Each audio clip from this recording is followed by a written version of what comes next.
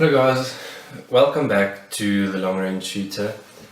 So today the question that we are going to ask or trying to answer is whether to break in or not to break in. That's a frequently debated question, whether it is best to break in a new rifle barrel or to simply just shoot it. The reason why people might just simply want to shoot it is because they might believe that it's a gimmick. It has been said that gunsmiths, no offense to them, recommended the break-in process to just shorten a barrel's life, and by shortening a barrel's life you automatically create more work for them. So there are two techniques regarding breaking in a barrel. The one technique I've heard of is to shoot around and then clean the barrel. Shoot around, clean the barrel. And you do that for about 10 firings. Then you shoot 2 shots and clean, 2 shots and clean for another 10 rounds. And you progressively increase the number of rounds through your barrel before cleaning. However, when you shoot through a clean barrel, you have considerable amounts of friction, more than a foul barrel. So your barrel is going to wear faster. Now, what I believe the break-in process entails is, let me put it this way, I do think a rifle barrel needs to be broken in, but not as intensively as people think that it should be done. So the actual rifling, I think, of the rifle is not an issue. I think it is smooth enough from the factory, and there aren't really burrs on the rifling in the bore of the rifle. The main area of concern is, which I believe is in the chamber of your rifle. When they take the barrel blank and they ream your chamber using a reamer appropriate for your caliber, if you have an imaginary barrel, you can imagine your reamer goes in this side of the barrel and it's turning. Now what happens is, in the throat of the chamber of your rifle, the reamer leaves marks which are perpendicular to the travel direction of your bullet. Now these marks tend to be a little bit rough, and what happens is when your cartridge fires, your bullet travels over these grooves or striations in the throat of your barrel. That in essence scratches off fine particles of copper from the jacket of your bullet. Now, in the initial firing period of your cartridge, there is a very high pressure and high temperature flame. Those copper shavings therefore turn into plasma, which are then, I believe, suspended in the flame of your burning gunpowder. And then as your bullet travels down the barrel, the flame temperature decreases and the pressure also decreases. So that therefore means the plasma therefore solidifies, and then copper fouling starts to form inside of your barrel. So the break-in process, according to me, is to smooth out those striations or markings or whatever in your throat, to prevent the copper shavings from being scratched off of your bullet jacket. So the typical process that I would follow, and that I'm going to do for this Tikka, is to fire one shot and then to clean. But this should, and there's no fixed number of how many times you must shoot and how many times you must clean. You must see what your gun is telling you.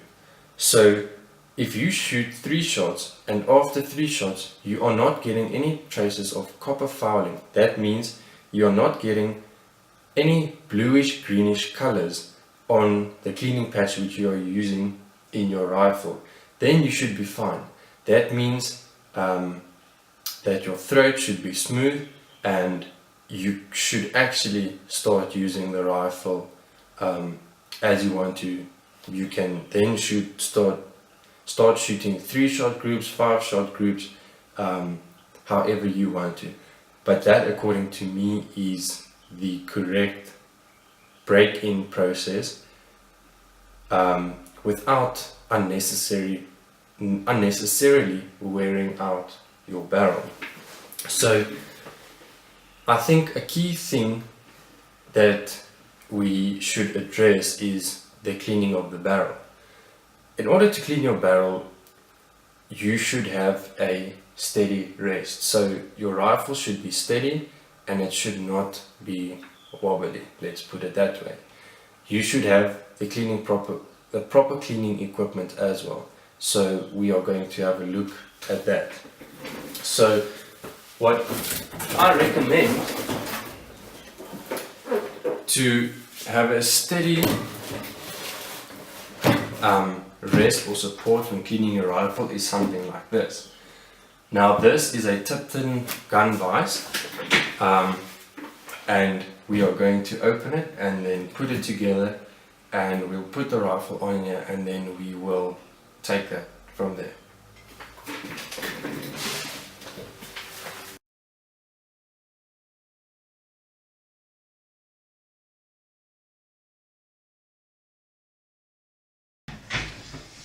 Okay, so now that we've got this assembled, we can move on to the next thing. So we have the rifle here. Okay, so just a disclaimer, and let's check the rifle is safe and there is no ammunition near it. Well, I don't have ammunition for it at this point in time. So the idea of this rest is to be able to clamp it down so it is nice and steady, so we can do work such as gunsmithing, scope mounting, or cleaning the rifle, which is important. So let's take the bolt out and we shall put that in a safe place. So our main area of focus on the rifle at this point in time is going to be by the action. So let's talk about this. What do you need to clean the rifle or break in the rifle? What I would recommend is for you to use something like a bore guide. The bore guide serves to protect your bore, and it serves as a guide for your cleaning rod. In this instance, this is a Hops cleaning rod, I believe, and it is a universal cleaning rod, so it should theoretically fit into any gun, and it is provided with these 3 little, let's call them nozzles, which you put on the end of your bore guide. This is to suit your caliber. For the 270 I've been using this middle one, and for the 223 I assume we are going to use the smallest one. So let's just set this up and let's see if it will fit.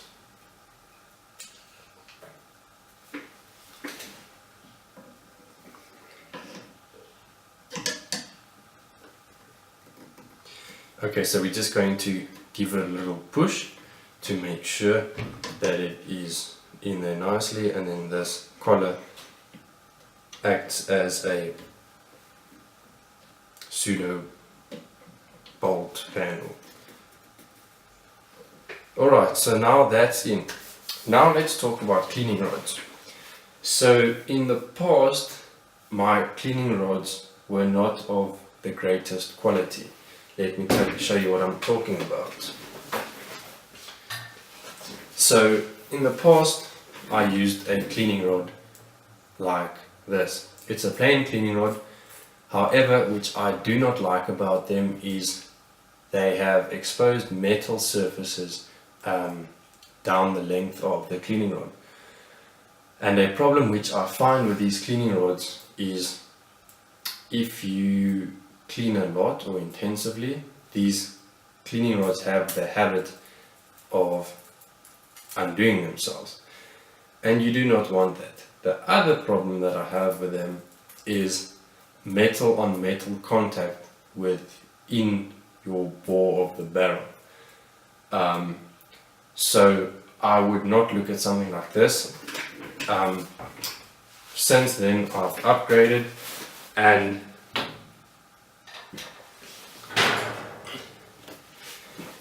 you can actually never spend too much, or you should buy quality. And what I've gone with is a Tech cleaning rod. It is a one-piece cleaning rod. It's got nice bearings inside of the handle, and it is coated. So the only exposed part which is metal on this cleaning rod is the tip. Okay, so that is going to aid in the cleaning process. So the other thing that I also like to use are nylon brushes instead of bronze brushes. Now the reason for that is when you're using a strong copper solvent to get the copper fouling out of your barrel, the bronze brushes I've heard can give you false indications of copper. So you might get bluish, greenish indicators on your cleaning patches, but it might not be the rifle. It can be from the solvent, which is actually removing the bronze off of your bronze brushes. So that's something that you should also consider looking into. Alright, so that's just my opinion on breaking in a rifle barrel and cleaning a rifle barrel, which I'm putting in one video because I believe they go hand in hand. It is